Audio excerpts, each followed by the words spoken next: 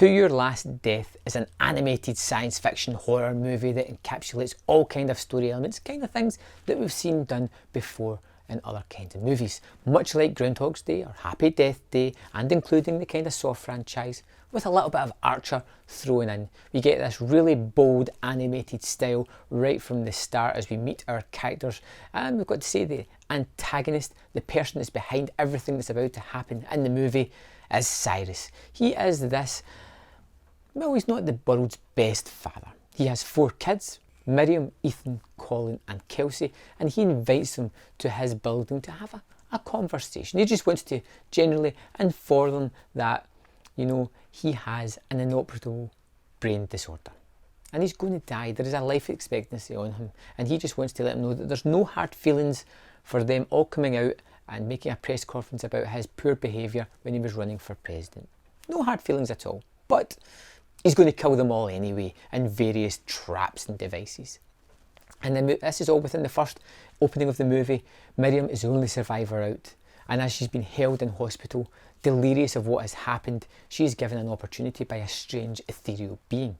She can go back in time, go back to the moment where she was just about to enter that building and relive that night over, try and save her lost siblings if she wants, try to stop that carnage from happening. She decides to do it, and that leads into the rest of the movie, where time is constantly being rewound, respun, things are happening differently, there is blood, there is carnage, there is so much fun to be had.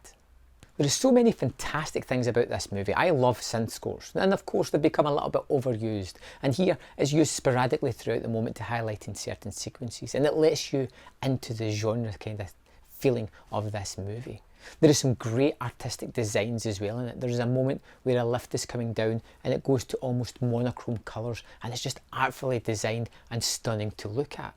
But this is a horror movie at its core, and it doesn't shy away from the blood. In fact, even the camera gets coated at several times. People die in horrible fashions. It's just going for it. It doesn't hold back at all. Then we get the really strange faction of the Watchers, people that can interact with this world but are on another plane, watching the events unfold. They seem to be having conversations or even gambling about what is going to happen next. These people can interact, and it is a game to them. They are there as the game master enters the world and fixes things or changes it, depending on how they feel the rules have been broken. And it gives this kind of feeling, much like you got in, say, Clash of the Titans, where you have these gods playing with humans' emotions, watching what is happening and using them as a toy. Cyrus, being the horrible father that he is also teaching his kids a lesson. He is taking their sins and repurposing them, putting them back onto his kids. It's a nice twist in these kind of movies to see the antagonist actually have a punishment that is fitting to his kids. Now, it's all about nature nurture. He has been terrible to his kids, gave them a horrible environment, and has cultivated children that, you know, are a product of him. He's not a nice individual. He's created kids that are damaged and flawed in their own way. One of my favourite things was delving into the character of Miriam. You look at the fact that she has had a breakdown, that she feels as if much of what's going on is leading to another breakdown, and it becomes time to make a decision. Is she hallucinating? Is this really happening? What is going on? She is battling her mind. It's a nice little twist, and it adds a little bit to the movie. There's so many things I just love about the design of the movie. I like this art style. It reminds me a little bit of Archer, which is the kind of animated style that I like. But some of the things that just go on within the images are blink and you miss it type of things. There is the bad guy, Cyrus, who has an entire wall just glassed out, which is a fish tank, which has pretty much just sharks in it. And at one point they feed it a seal. You see it getting torn apart in the background, and it's just these little things that add so much to the movie.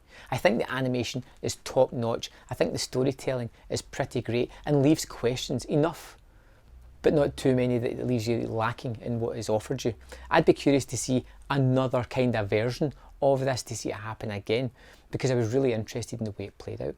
I think we're onto a winner here with To Your Last Death. I think it's something that's unique. We get this kind of movie that is violent, it's colourful, the characters aren't fully developed, but there's enough there to give you something to latch onto, more some than others, and I think it's just something that falls into a niche that I haven't really seen before. To Your Last Death is definitely worth searching out whenever you can. I think it's pretty great.